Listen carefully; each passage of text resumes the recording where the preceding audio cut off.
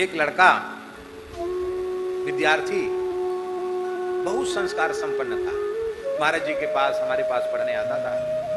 खूब सुंदर संध्या, गायत्री, तिलक, बड़े अच्छे व्यवहार से, आचरण से रहता था। प्रभाव किसका था?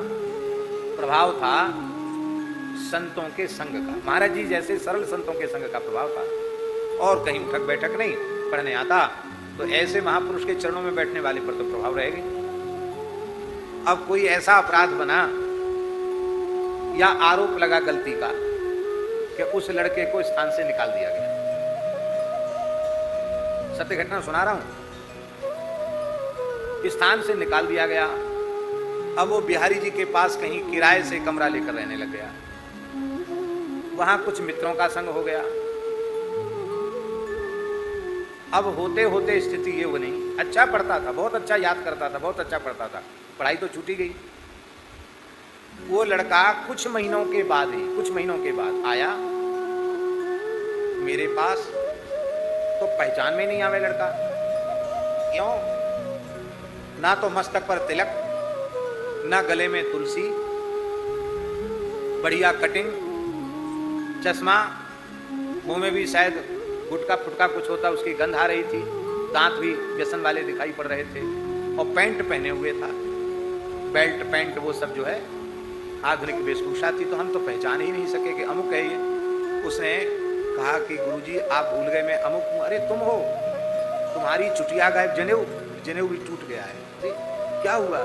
संध्या, गायत्री, यज्ञोपवीत, ये सब क्या, कहाँ चला गया? सब संस्कार कहाँ चला गया?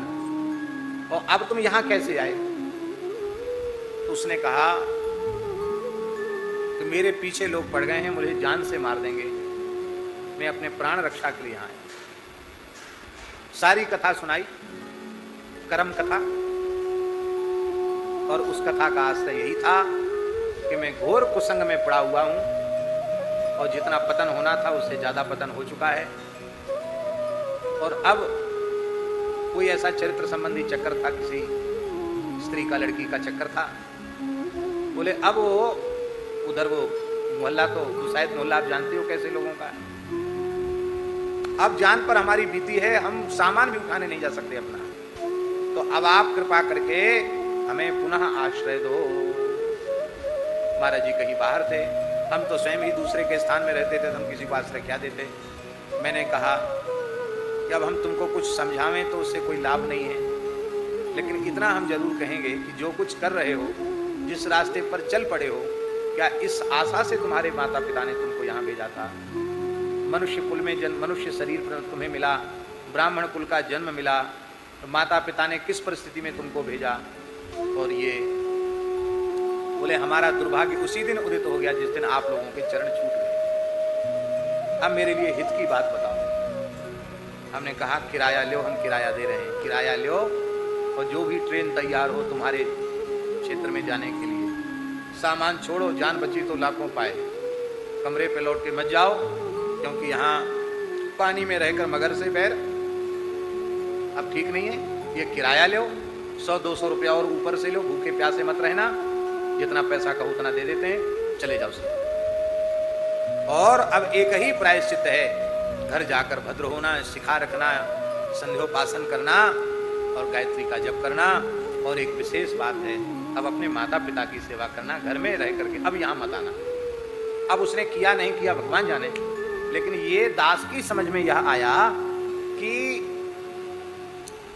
संस्कार जिनके मलिन हैं, ऐसे जीव भी सौभाग्यवश अच्छे सत्पुरुषों की सन्निधि में आते हैं, तो तत्काल उनके आचरण पर, उनके चित्त पर उन महापुरुषों के संग का प्रभाव पड़ता है।